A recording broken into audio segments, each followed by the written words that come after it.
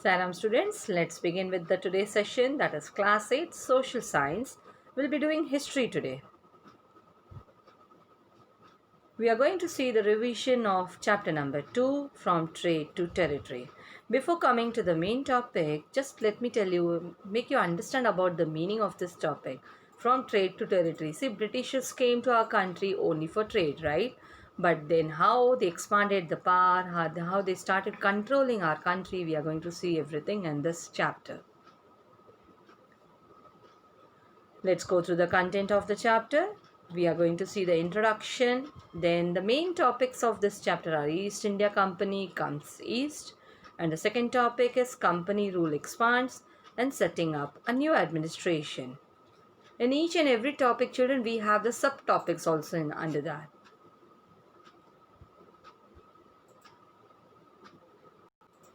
Here we can see the image has been given to you, that is Aurangzeb's.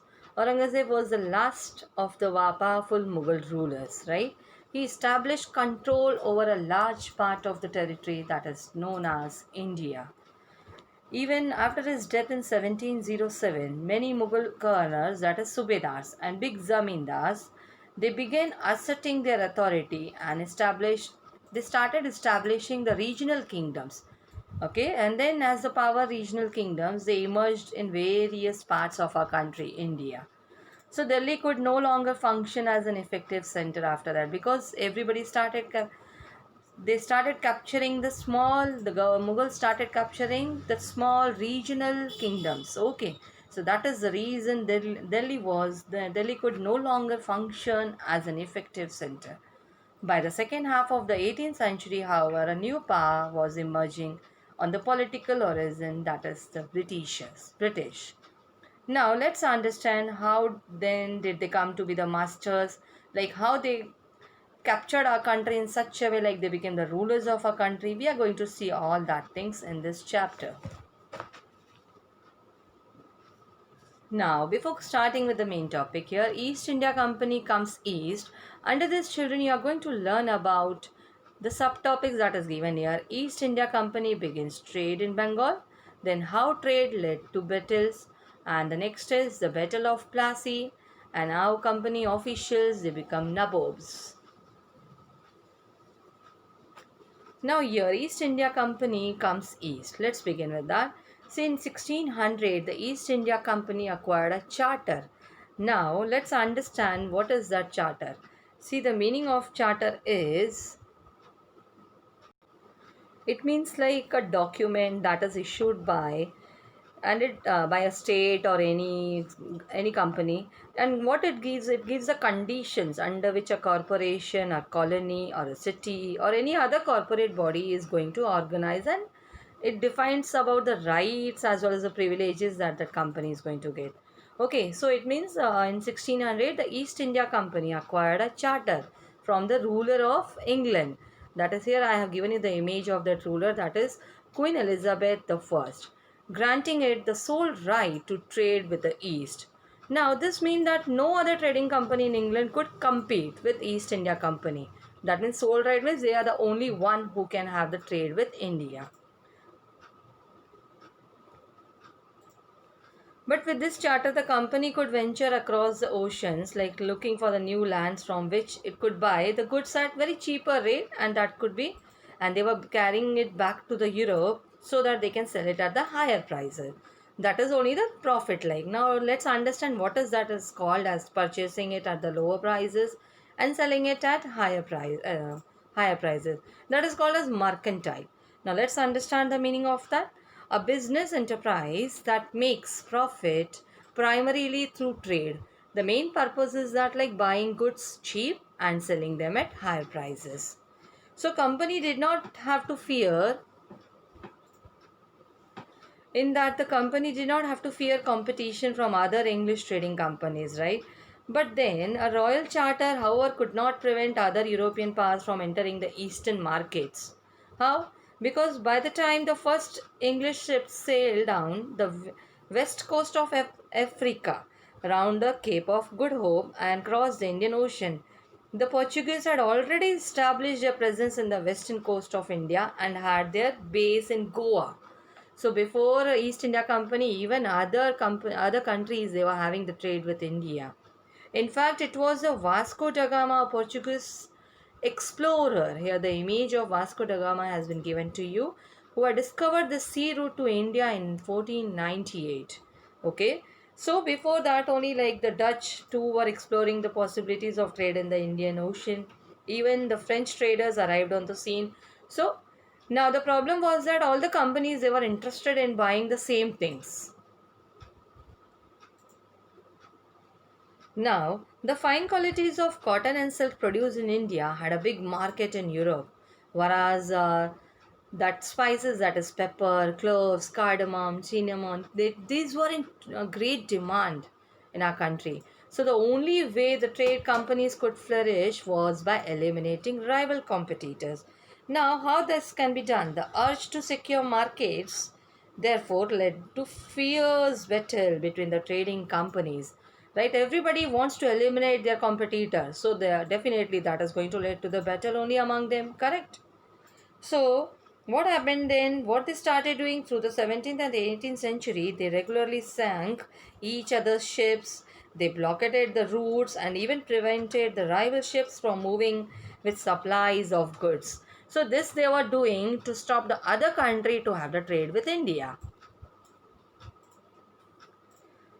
So finally, what happened then? Then each and every has to give the protection. The trade was carried on with arms and trading posts, where these were protected through fortifications, like the forts were built where the goods were placed. That is the thing. It was like they have to give the security there. They started fortifying it. Okay. Now let's move to the next topic. That is East India Company begins trade in Bengal. See, the first English factory was set up on the banks of the river Hooghly in 1651. Then what happened? This was the base from which the company's traders, known at that time as factors. Now let me explain you the meaning of that factors. These factors have come from the word factory. Okay, the company traders that were working in that factory were known as the factors. Okay. So by 1696, it began building a fort around the settlement. 2 years later, it bribed Mughal officials into giving the company zamindari rights over the three villages. One of these was the Calicut, that is actually which was later grew into the city of Calcutta or Kolkata as it is known today. Okay, so there what happened? Like the Mughal Emperor Aurangzeb has to issue a farman. What is the meaning of farman? That has been shown here. Farman, it's a royal edict or a royal order that was issued by the Aurangzeb, granting the company the right to trade duty free. Now understand what was that farman. That farman was indicating that the company has the right to trade duty free. Okay. But East India Company also persuaded the Mughal Emperor Aurangzeb to issue a farman granting the company the right to trade. Then what happened? The company, it is like, for instance, you can say had granted only the company the right to trade duty free, but officials of the company who were carrying on private trade on the side were expected to pay duty.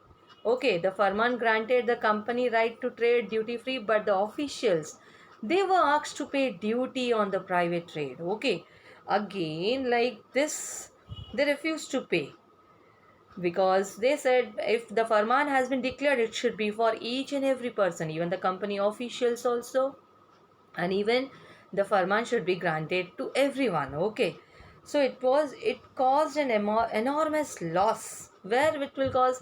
See, because that farman was duty free, the taxes will not be collected by the zamindars, correct? Duty free means no taxes, right? So this they refused to pay, causing an enormous loss of the revenue for Bengal. Because of that, the Bengal's economy was affected. Okay, then now how could the Nawab of Bengal, Murshid Ali Khan, not protest? See, definitely Nawab has to protest against this. Now let's move further. How trade led to battles.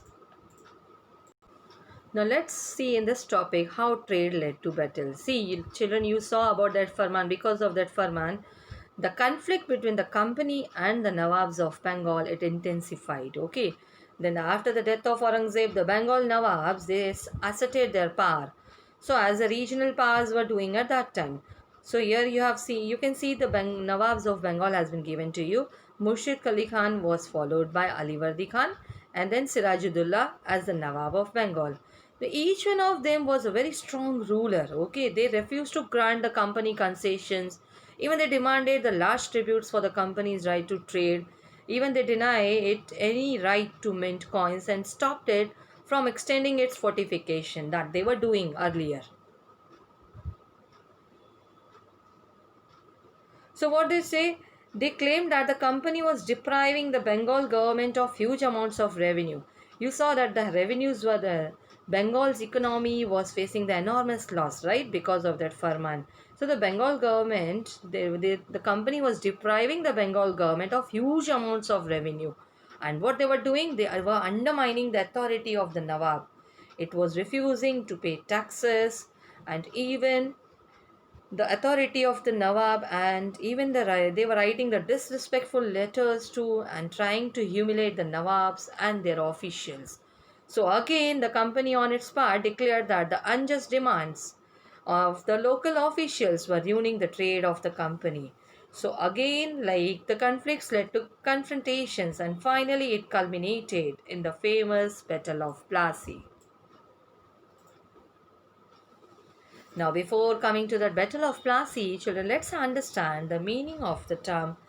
Like, what you know about that? Plassey, it's an anglicized pronunciation of Palashi, and the place derived its name from the Palash tree that is known for its beautiful red flowers that yield gulal. Gulal means you all know very well the color that we use, the powder that you use while playing the festival Holi. That is the powder, okay?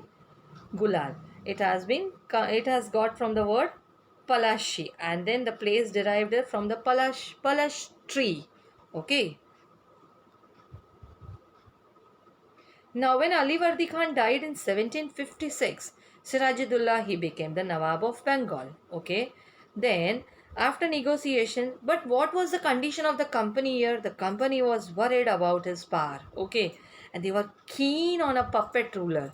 Now here let's understand the meaning of the puppet. You all know very well you have seen the puppet shows in your real life. But puppet means what? It's a toy that can be moved with the strings. Okay. Like a person can move it easily. The term is used disapprovingly to refer to a person who is controlled by someone else. When someone else controls some other person, that is called as a puppet. Okay. But then what happened? Who could willingly give trade concessions and other privileges? This is what the company wanted, right? From the Bengal. But then what happened? Finally, Sirajuddaulah asked the company to stop meddling in the political affairs of his dominion. Then what he did, he stopped fortification and paid the revenues. Then after negotiations failed, the Nawab marched with 30,000 soldiers to the English factory at Qasim Bazar and captured the company officials and locked the warehouses, and even he disarmed all Englishmen and blockaded the English ships. Then what happened because of this? Then he marched to Calcutta to establish control over the company's fort there also.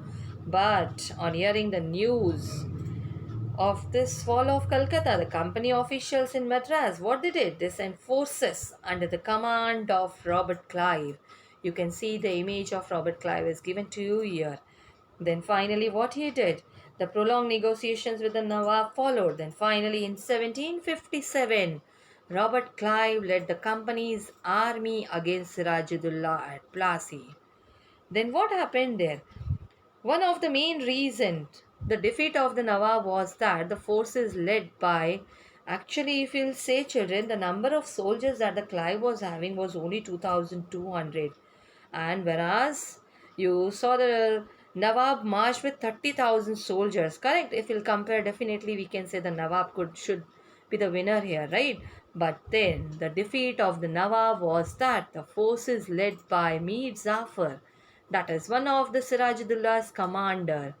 What happened there actually? One of the main reason for the defeat of the Nawab was that only Mir Zafar he betrayed.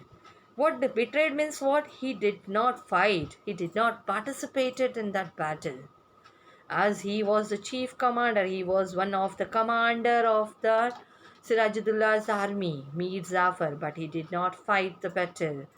Then this was the reason why he did not fight, because Robert Clive, he bribed him. How he bribed him? He said Clive had managed to secure his support by promising him that he is going to be the Nawab after crushing Sirajuddaulah. This is what he was bribed. Who was bribed? Mir Zafar was bribed by Robert Clive. That is the reason the Battle of Plassey became famous, because it was the first major victory the company won in India. Now, after the defeat of Plassey, Sirajuddaulah was assassinated, and Mir Zafar, as per the condition that was given to him, okay, he was the Nawab. Mir Zafar was the Nawab there, okay. The company was still unwilling to take over the responsibility of administration. They don't want to have that policies and everything, but what its prime objective was the expansion of trade, right? That was only the main purpose for which the Britishers came to our country, correct? But then soon Mir Zafar was deposed because he was protesting for the dignity and sovereignty, and hence he was also replaced by Mir Qasim. Now when Mir Qasim, he complained, he in turn was defeated in the battle fought at Buxar, that was in the year 1764, driven out of Bengal, and Mir Zafar was again reinstalled in his place. So it is like, see, this is the policy that the company was following. See, Mir Zafar was he was bribed and he became the Nawab. Then again, he was not fulfilling the conditions that they were putting forward to him. So Mir Qasim was placed in his place. But again, when Mir Qasim was defeated in the Battle of Buxar, in the battle that was fought at Buxar, again Mir Zafar was reinstalled in his place. So finally, what happened then? The company, the Nawab had to pay rupees 5 lakh every month, but the company wanted more money to finance its war and to meet the demands of trade and its other expenses. It wanted more and more money, okay, and more territories, as well as the more revenue should be collected from there. So by the time the Mir Zafar died in 1765, the mood of the company had changed. Now finally what the Clive declared that we must indeed become Nawabs ourselves. Instead of having this Bengal Nawabs, we ourselves should become the Nawabs there. Then finally in 1765, the Mughal emperor appointed the company as the Diwan of the provinces of Bengal, and then the Diwani allowed the company to use the vast revenue resources of Bengal. Now here Diwani means, before that I told you about the Zamindars. Like Zamindars get the rights only to collect the revenue. But whereas the Diwani rights goes beyond that. It includes the taxes as well as the civil cases are also discussed under that. Okay. But again this solved a major problem that the company had faced earlier. From the early 18th century, its trade with India had expanded. So in this way, but it had to buy most of the goods in India with gold and silver that is imported from Britain. Okay, so the outflow of gold from Britain slowed after the Battle of Plassey and entirely stopped after the assumption of Diwani rights. That is just now you have seen in this. Okay. Now here we have completed with the topic that is the Battle of Plassey. Children, now the next remaining topics we are going to continue in the next session. So till then, take care.